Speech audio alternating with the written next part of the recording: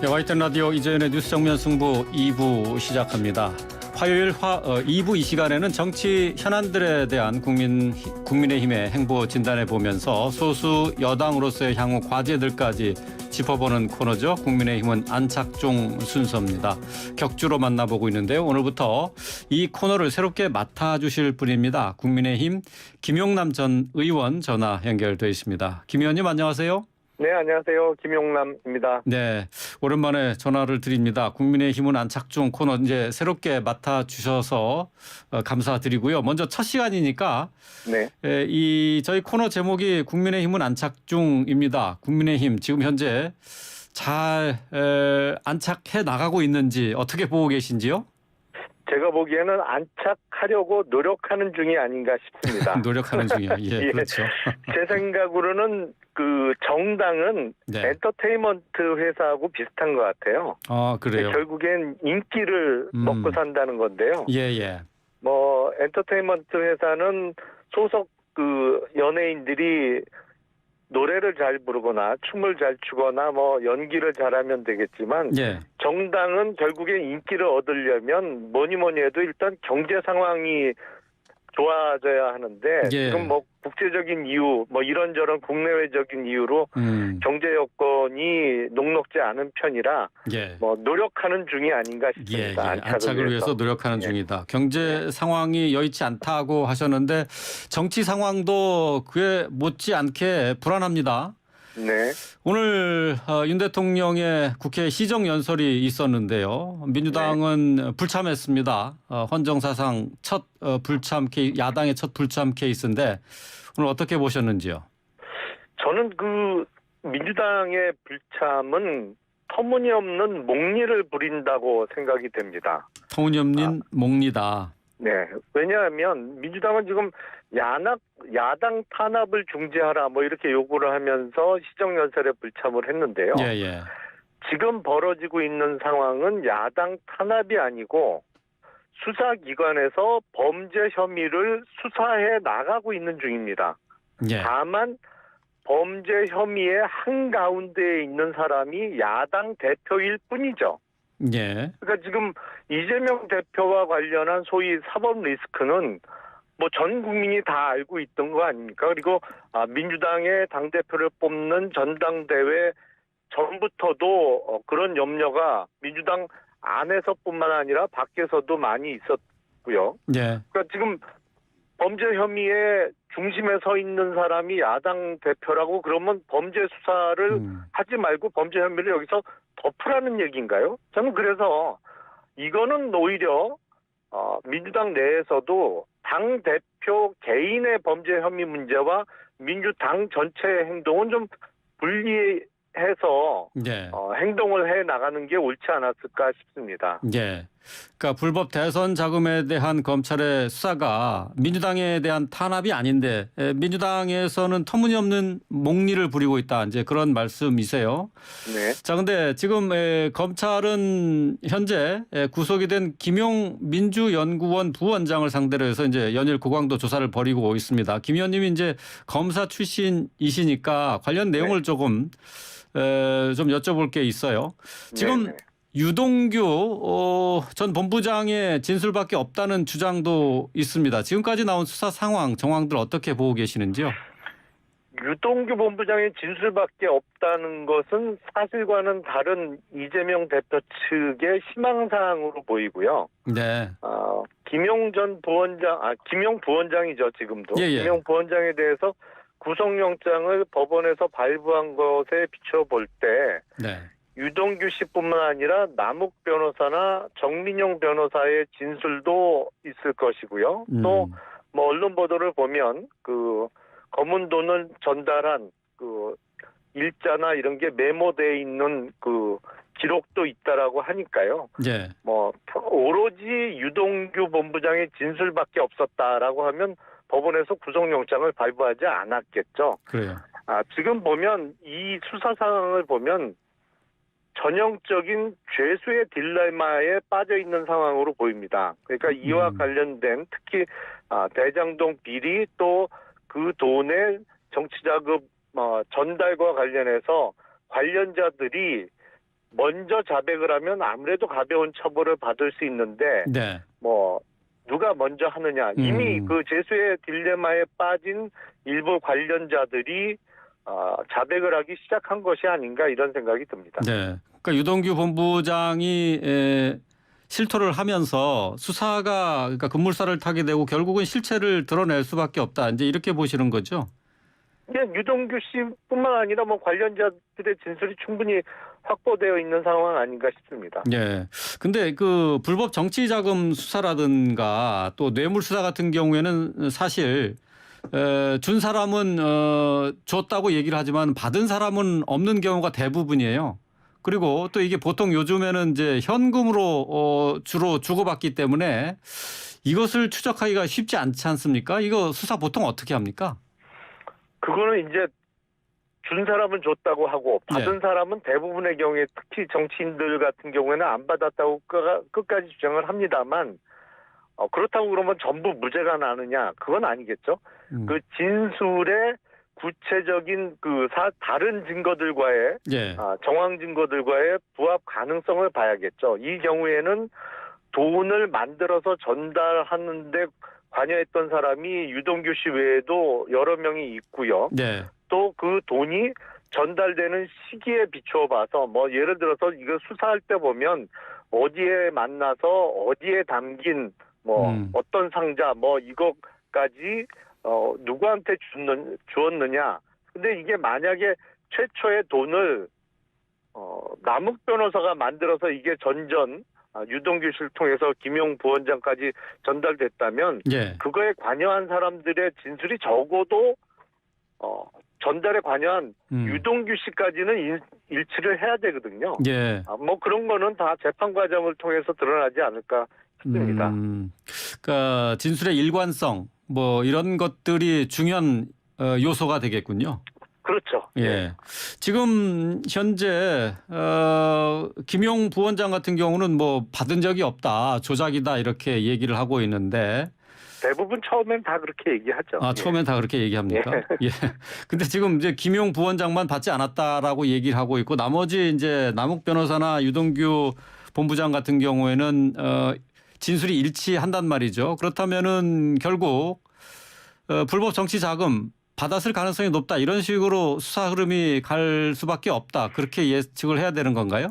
이름은 1차적인 판단이 이제 김용 부원장에 대한 구속영장 발부로 이루어진 거죠. 적어도 범죄 혐의는 상당 부분 소명이 돼야 구속영장을 발부하니까요. 네. 뭐 이제 구속영장 발부는 그 이전 단계인 체포영장이나 이런 거하고는 또 입증의 단계가 완전히 틀리거든요. 그래서 어느 상당 부분은 이미 소명되어 있는 상태로 보입니다. 네.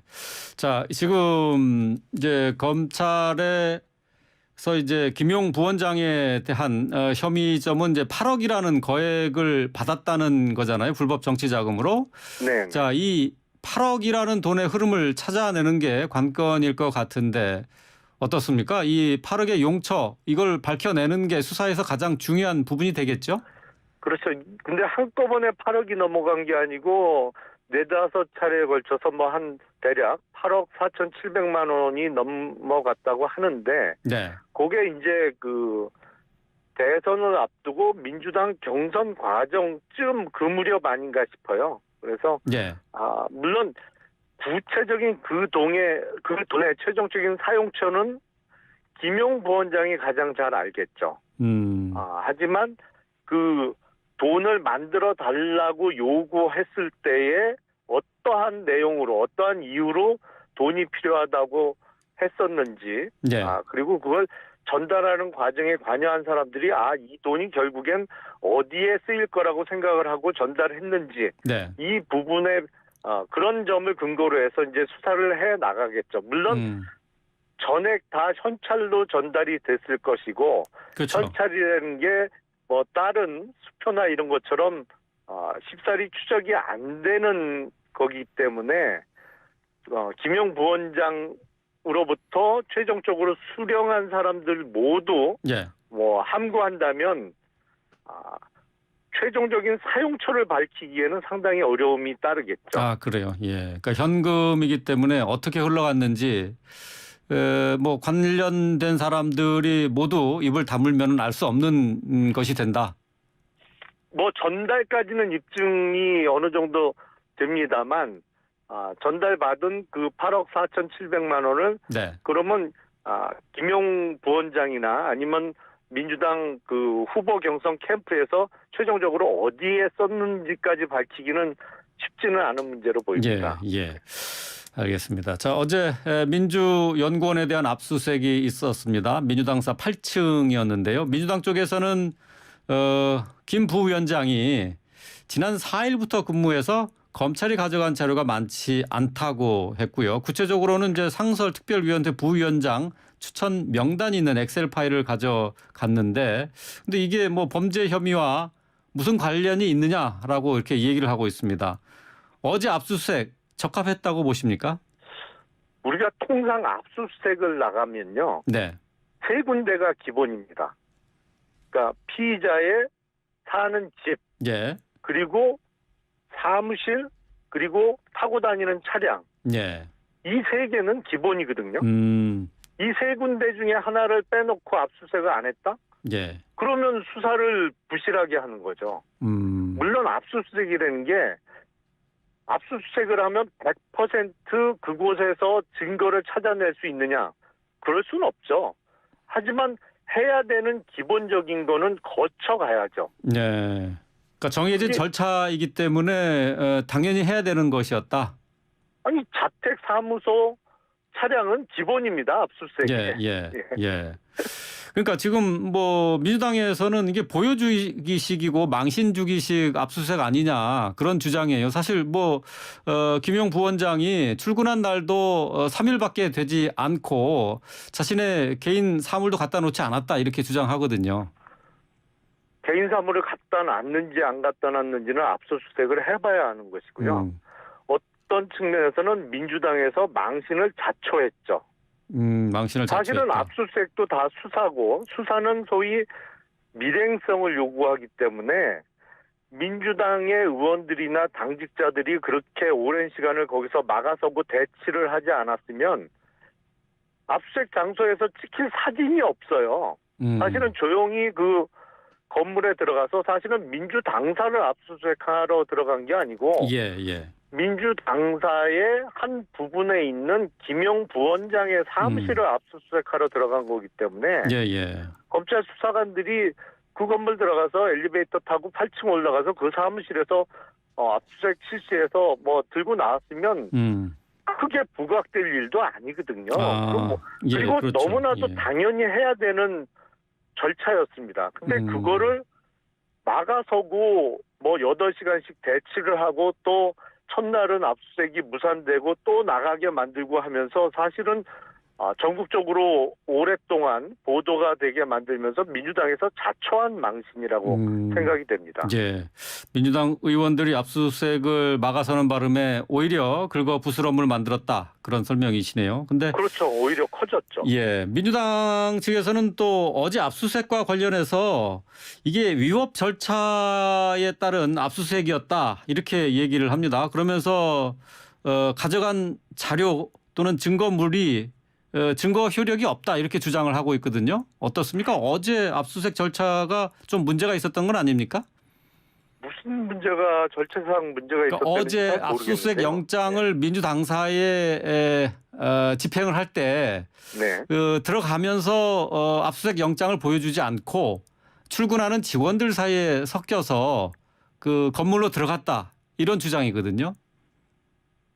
그거는 조금 사실과 다른 것 같습니다. 사실은 압수수색 영장을 제시할 때는 어떤 건물 입구가 아니고 사실은 압수수색 장소는 특정돼 있거든요. 김용 부원장의 사무실로 특정이 되어 있습니다. 사실은 압수수색 영장을 제시할 그 시기는 원칙적으로 하면 오히려 김용 부원장 사무실에 들어갈 때죠. 들어갈 때 제시를 하는 것이다. 당사에 들어갈 때 하는 게 아니고요. 아니 그럼요. 예. 아니 민주당 당사가 압수수색 장 아니라니까요. 압수수색의 장소는 김용 부원장의 사무실입니다. 예. 그러니까 그 지금 민주당에서 절차를 위반했다고 하는 얘기는 다소 좀 법률적으로는 맞지 않는 엉뚱한 주장으로 생각이 됩니다. 예, 알겠습니다. 지금 민주당에서는 오늘 윤 대통령의 국회 시정연설을 보이콧하면서 요구했었던 게 있어요. 그중에 하나가 이제 대장동 특검을 수용하라 하는 것이었습니다. 자, 민주당에서 주장하는 특검, 의원님은 어떻게 생각하시는지요? 우선 그 상식적으로 생각해 볼 때요. 범죄 혐의를 받고 있는 사람이 자기를 수사할 사람을 정할 수는 없습니다. 네. 지금 범죄 혐의를 받고 있는 물론 김용 부원장을 포함해서 정진상 실장도 곧 수사가 이루어질 것으로 보입니다만 네. 더 나아가 이재명 민주당 대표도 지금 혐의를 받고 있는 것이고요. 민주당의 요구는 범죄 혐의로 수사받을 사람이 누가 나를 수사할지를 내가 정하겠다는 거예요. 이건 상식적으로 맞지 않죠. 법률적인 문제를 떠나서라도 아예 이건 상식에 맞지 않는 주장으로 생각이 됩니다. 차라리 예. 이재명 대표께서 나를 불구속 상태에서 재판받게 해주고 만에 하나 유죄가 확정되자마자 사면을 해달라고 주장을 하면 논리적으로나 법률적으로는 흠결은 없을 수 있어요. 물론 그게 적정한 요구는 아니겠습니다만, 근데 지금 특검 요구는 전혀 상식에 맞지 않습니다. 지금 민주당 측에서 특검 주장을 하는 이유는 지금 이제 검찰의 수사가 일방적이고 표적 수사다라는 거거든요. 공정한 수사를 위해서 특검이 필요하다라는 주장이에요. 근데 표적 수사 주장도 이재명 대표가 대정동 사건과 관련해서 비리 혐의를 받고 있는 거는 전 국민이 다 알고 있었는데 무슨 표적 수사라는 건지 잘 이해가 안 돼요. 범죄 혐의가 있으면 수사를 받는 게 원칙이죠. 그게 하물며 야당 대표라도 국회 169석을 가진 야당 대표라도 범죄 혐의를 받고 있으면 수사를 받는 게 원칙이지, 거기서 본인 마음대로 수사할 사람 정하겠다? 아니면 나를 수사하는 것 자체가 이재명 대표에 대한 개인에 대한 수사가 곧 야당 탄압이다? 예. 저는 이건 엉뚱한 주장 아닌가. 그러면 그 부분은 어떻습니까? 공정한 수사냐 하는 부분이요. 지금 민주당 측에서는 김건희 여사에 대한 검찰의 수사가 지지부진한 것을 예를 들고 있거든요. 어떻습니까? 그게 혐의 자체도 비교가 안 될 뿐만 아니라 소위 민주당에서 주장하는 주가 조작과 관련해서는 문재인 정부 하에서 거의 1년 동안 열심히 수사하지 않았나요? 검찰에서. 네. 근데 지금 이제 새롭게 이제 주가 조작 주가 조작 의혹을 의심할 만한 증거들이 발견됐다 이렇게 주장하는 거잖아요. 그런 증거가 발견됐으면 문재인 정부 하에서 진작에 기소가 됐겠죠. 그리고 저는 민주당의 주장 자체가 상식적으로 납득이 안 되는 게, 도대체 전화로 주식 매수 매도를 주문해서 몇 차례 전화 주문을 통해서 주가 조작을 한다? 이건 정말 주식 투자를 해본 분들은 다 아시겠습니다만 주가가 절대로 그렇다고 움직이지 않습니다. 전화 주문해서 더군다나 그것도 그게 10번이 됐던 20번이 됐던 그 정도로 해갖고 주가를 끌어올리거나 끌어내릴 수 없어요. 상식에 맞지 않습니다. 예. 주가 조작 세력과 결탁했다 하는 부분이니까 전화를 몇 번 했냐 하는 것은 크게 문제가 될 것 같지 않은데. 아니, 주가 조작을 하려면 글쎄요, 민주당이 주장을 어떻게 선회를 해야 될지 모르겠습니다만 그 주장 자체로 주가가 안 움직이는데요, 기본적으로. 예, 알겠습니다. 어제 제 법사위 국감에서 한동훈 장관과 김의겸 의원이 충돌한 부분을 좀 살펴보도록 하겠습니다. 네. 자, 김의겸 의원이 한동훈 장관이 지난 7월에 윤 대통령과 김현장 변호사 30명 이렇게 서울 청담동의 고급 바에서 심야 술자리를 가졌다라는 의혹을 제기를 했습니다.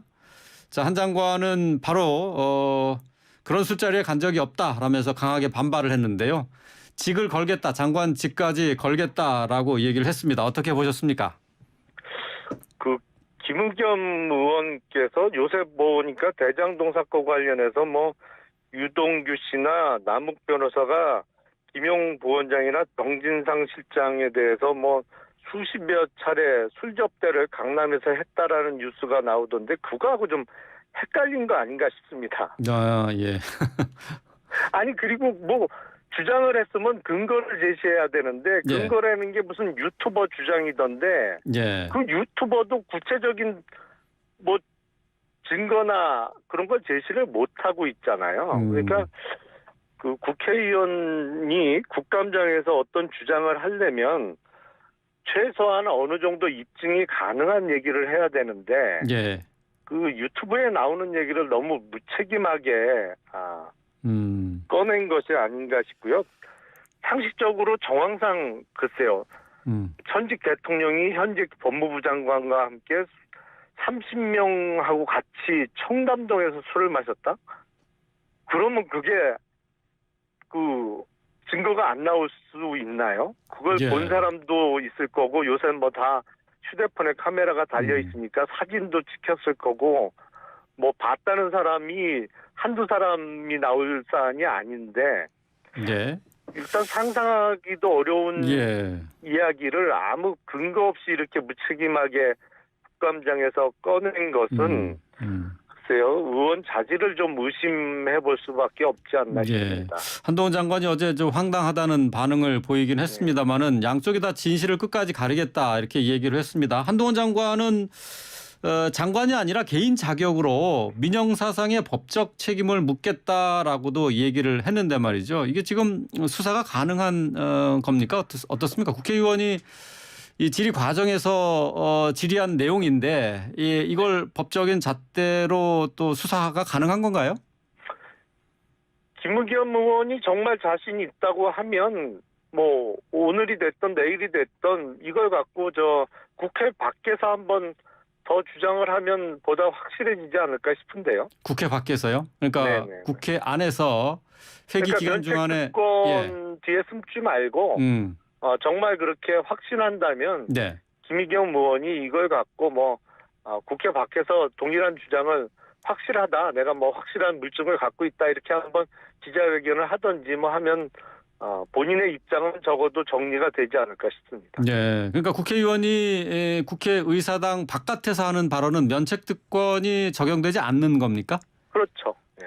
그러니까 밖에서 기자회견을 하든지 하면은 그 발언에 대해서는 국회의원이 책임을 져야 된다. 그런 거군요. 책임져야죠. 네, 그러니까 김의겸 의원께서 정말 자신 있다면 예. 국회 밖에서 한번 더 동일한 주장을 하시면 적어도 김의겸 의원의 생각과 소신은 무엇인지는 정리가 될 것 같습니다. 예. 그렇다면 지금 현재 이 상황에서는 한동훈 장관이 민영사상의 책임을 묻는 것 이거는 지금 불가능하다는 얘기네요. 지금 현재는. 그게 국감장이니까 뭐 좀 어려워 보입니다. 예, 알겠습니다. 자, 오늘 말씀 여기까지 듣겠습니다. 고맙습니다. 네, 감사합니다. 네, 국민의힘의 김용남 전 의원이었습니다.